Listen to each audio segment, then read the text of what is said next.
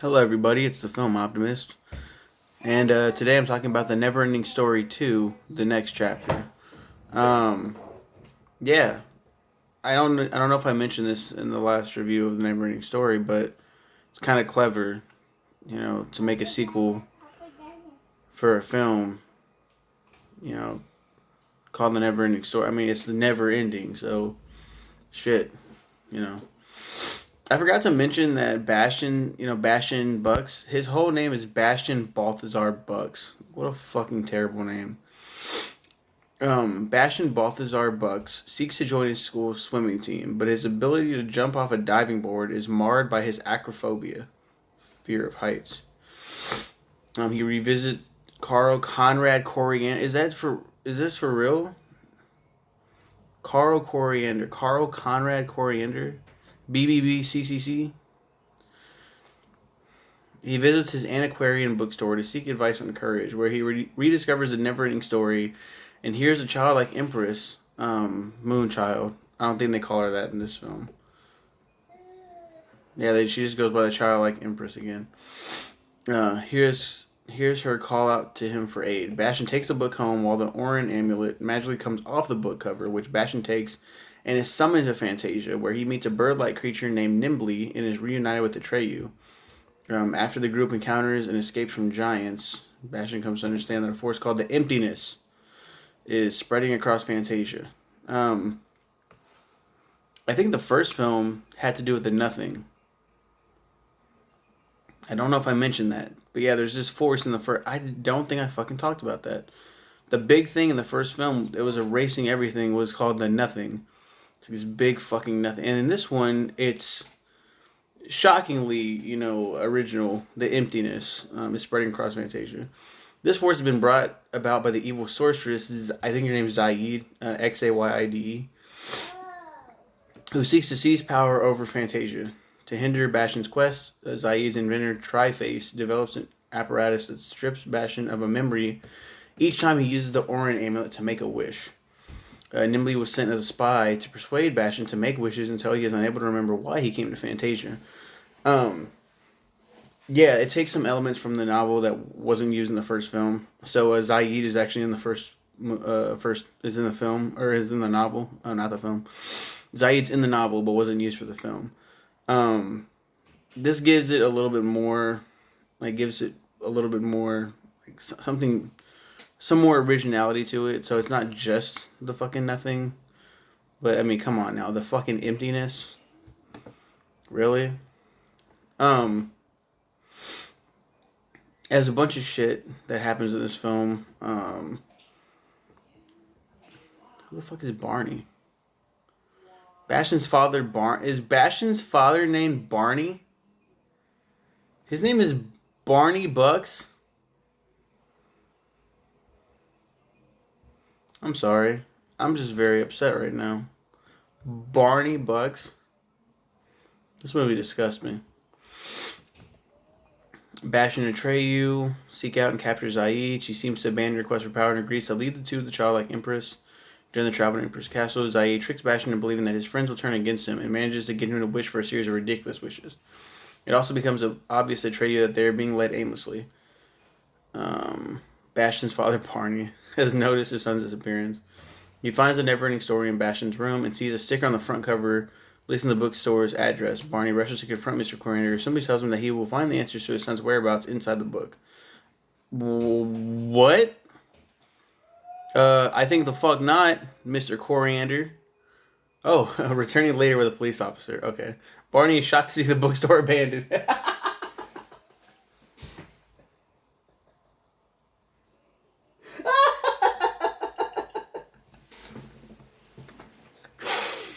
Oh, man. Oh, shit. Oh. What? Eventually, Barney reads the book and is surprised to see his son's exploits in Fantasia being written by the book itself and that he is mentioned within. It's really fucking funny. I don't remember that part at all. That's really funny. I do remember his dad reading the book. I thought that he's like, what the fuck? Oh, just read the book. You'll figure it out. Like, what are you talking about? Atreyu determines what Zaid is planning, while Bastion is fully persuaded that Atreyu has turned on him. In a struggle between the two, Atreyu is knocked off a cliff and falls to his death. Wow! I don't remember Atreyu dying. Returning to Zaid, Bastion discovers the apparatus for himself and learns that he only has two memories left, consisting of his mother and father. Bastion uses his penultimate memory of his mother to wish Atreyu back to life. Zaid tries to force Bastion to use his last wish to return home. Bastion agrees to do so, but wishes for the sorceress to have a heart instead. This fills Zaid with emotion, negating the emptiness within her, in which she controls. Overcome with compassion, Zaid explodes in a blast of light, and Fantasia is restored. Because that's what happens when you're evil. When you get a heart, you just die. I mean, yeah. Having been freed, the childlike Empress thanks Bastion for his help, while Bastion gives her the Orin amulet and shows him the way home, a cliff overlooking a waterfall to help Bastion overcome his fear of heights. Encouraged by Barney and Atreyu, Bastion jumps off and returns home safely, while the Orin amulet magically goes back onto the book cover, which he then takes off, and then he's going to do wishes again. Not really, but that'd be pretty funny. Yeah. Yeah, Falcor returns. Rockbiter returns. And Rockbiter has a son now. I forgot Rockbiter's son's name because it doesn't list it in this Wikipedia article because they don't give a fuck about me. That was funny, though. That was that comedic timing, though. Which are really good. When the first one come out? This was 1991. The NeverEnding Story, the first one. No, I didn't pick the picture. Go back. You're making this video boring. No. The only actor returned to the first one was Thomas Hill as Carl Conrad Coriander. 1984.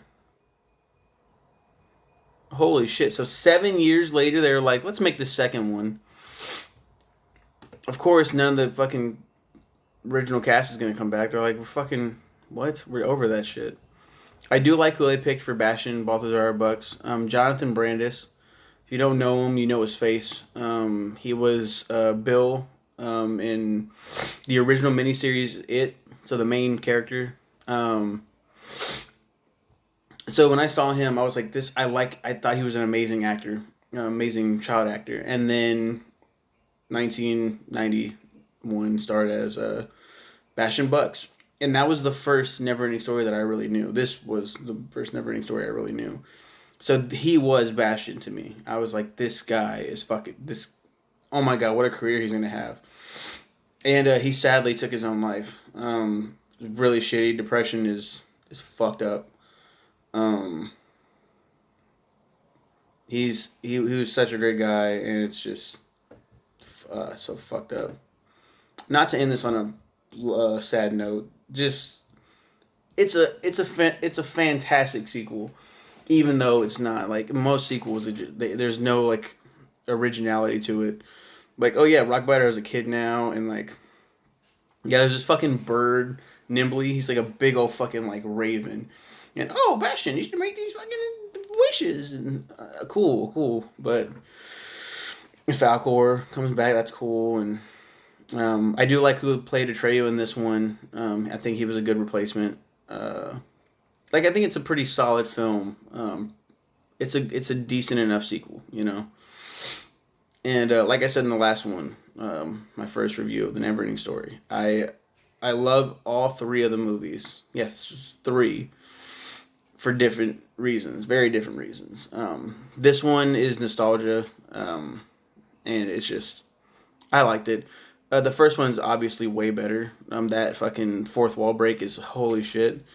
This one is pretty cool, and like how they bring his dad into it. It's pretty cool. And I do remember that last scene where like it's again him staring down an Empress. This time it's not the Empress, but Zaid. What is she again? Sorceress. So he's staring down at a sorceress this time. And I do remember the shot. He's standing on top of a fucking high diving board. He's looking down the water. in the pool, and then it shows like this waterfall, and he's just like, shit. And it's like, I can relate to that. Yeah, like, I was scared of swimming. I always thought his fear was water because water is a theme in both of the jumps. But I guess, yeah, heights kind of come into play as well. But I think it's like a mixture of the two, is how it comes off to me. Like, I'm fucking standing on this high diving fucking board. Look at this water down there. What if I fucking hit my head on the way down and drown, or I don't know. And then when it turns into the waterfall, and then at the end, it is the fucking waterfall, the same one that he was scared of. I'd be like, fuck that. I gotta jump into that shit to go back home? It's like, dude, just trust me. It's like, I haven't trusted you guys the entire film. I guess now I've learned my lesson. Let's go. Fuck that. If your friends asked you to jump into a waterfall, would you?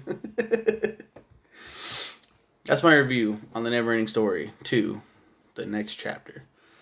And the third one is the next chapter. It's not, but I can't wait to talk about that one. Yeah, we're gonna have a fun time with that one. This has been my review on the NeverEnding Story 2. So yeah, tell me what you thought of this film, in this series in general, the book. Have a good one.